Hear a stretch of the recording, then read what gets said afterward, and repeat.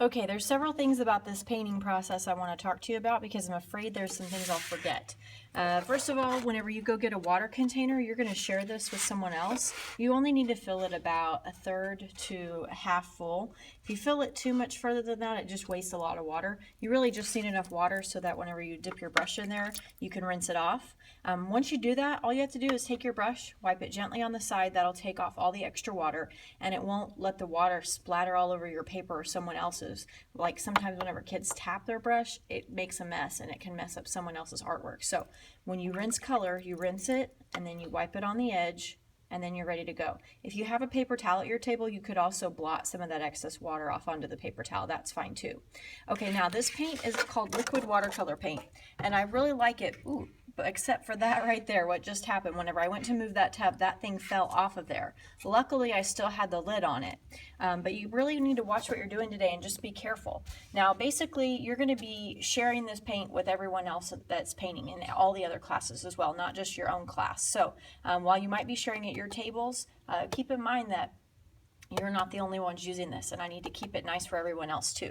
The brown and black are going to be in their own containers that are labeled on the top and the side. So if you borrow these and you take the lid off, be careful not to put the wrong colored lid back on. The paint itself, it's set up in a tray like this, so it's a little different than maybe watercolor paint that you're used to, like paint that's set up like this, but it's the same idea. I like this kind of paint a little bit better because it's more vibrant. It really is beautiful, okay?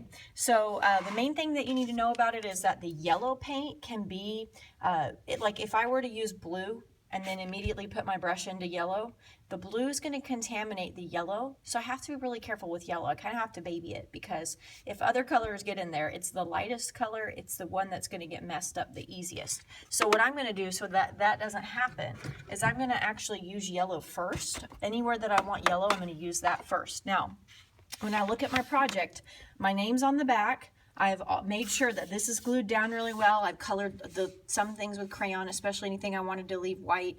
And then I've also made sure to erase any old pencil lines. With watercolor, your old pencil lines sometimes show up, so you want to make sure that you have erased all those. Now, since I'm using yellow first, I'm doing kind of like an impressionistic look in the background. So I'm just going to kind of put little yellow strips everywhere, little yellow lines like that. Okay, just to kind of make that impressionistic texture.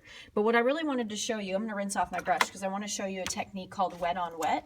If you have a large area like a sky or something like that and you're wanting to paint a lot of your paper, you might try this technique. I'm actually going to do this with the brown for her hair because that's kind of a large area on my paper. So I'm going to take just plain water and I'm going to put that on her hair first.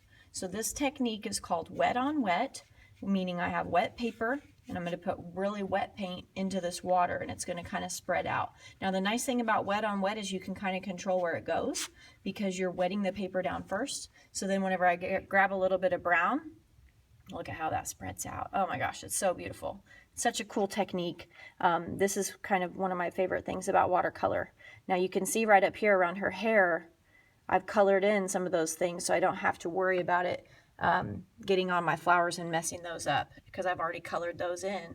And what that technique is called is wax resist. I put wax crayon on there where I did not want the paint to be, and it resists the paint in those areas, so that's kind of nice.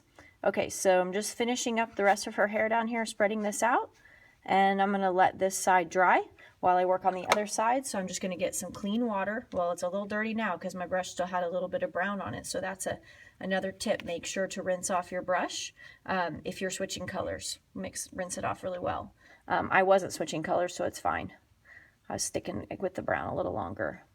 Okay, so I'm just going to finish up her hair here. She's starting to look so beautiful, so beautiful.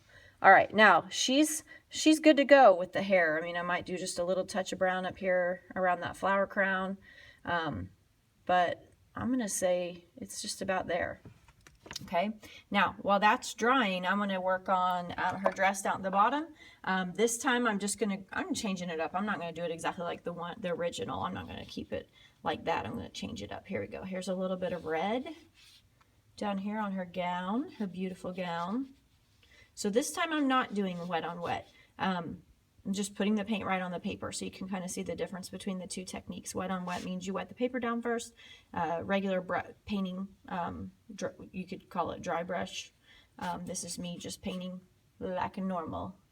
Okay, so in this case, it can flow into other areas, so you just want to be careful. Watch what you're doing.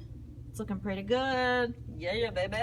All right, so finally, the last few things I'm going to do is just finish painting whatever else I have. This paper is going to go in the drying rack. Do you see how this is getting on the copy paper?